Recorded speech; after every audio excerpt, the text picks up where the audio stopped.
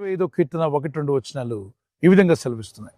యెరూషలేము చుట్టూ పర్వతం ఉన్నట్లు యెహోవా ఇది మొదలుకొని నిత్యము తన ప్రజల చుట్టూ ఉండును.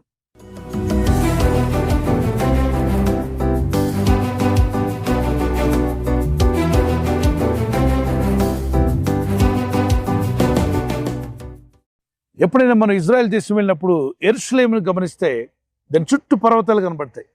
ఎత్తైన పర్వతాలు, పైన్ ట్రీస్, అలాగే ఆలివ్ ట్రీస్ కనిపిస్తూ ఉంటాయి. ఎటు నుండి వెళ్ళాలన్నా ఆ హిల్స్ మధ్యలో కనిపిస్తుంది.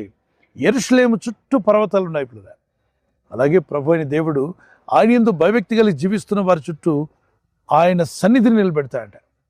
డివైన్ ప్రొటెక్షన్, దేవుని కాపుదల మీకు మీ కుటుంబానికి ఉంటుంది. యోబు భక్తుని జీవితాన్ని గమనిస్తే దేవుని యందు భయభక్తి గలవాడు, యథార్థవంతుడు, నీతిమంతుడు, చెడుతనాన్ని అసహించుకున్నాడట. చెడు అనేది నాకు కనిపిస్తే దాన్ని అసహించుకున్నాడు. అంతేకాకుండా 5వదిగా అనుదినం అరుణోదయం లేచి ప్రార్థించేవాడుగా ఉన్నాడు. తాను ప్రార్థించడే కాకుండా తన కుటుంబం అంతటితో కూడా కలిసి ప్రార్థించినట్టుగా మనకు కనిపిస్తున్నాడు. అదే రీతిగా దేవుని సన్నిధిలో ప్రార్థించే ఈ భక్తునికి దేవుడు తన కంచి వేసి కాపాడాడట.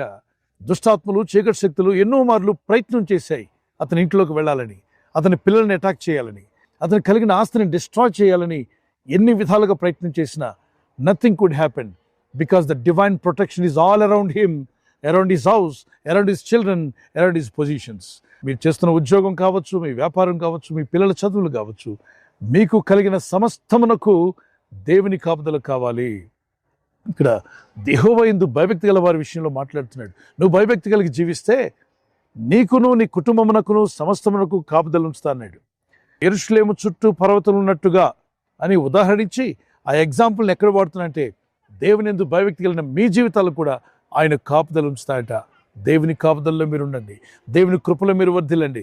సమస్యలు రావచ్చు పోవచ్చు, కానీ ఎల్లప్పుడూ దేవుని యందు గురి కలిగిన వారై, దేవుని యందు విశ్వాసం గల వారమై ప్రార్థిస్తున్నప్పుడు కదల్చబడకుండా నువ్వు కాపాడబడతావు.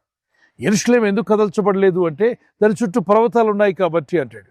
మరి మీరు కదల్చబడకుండా కాపాడబడాలంటే మన చుట్టూ దేవుని సన్నిధి కాపుదల ఉండాలి.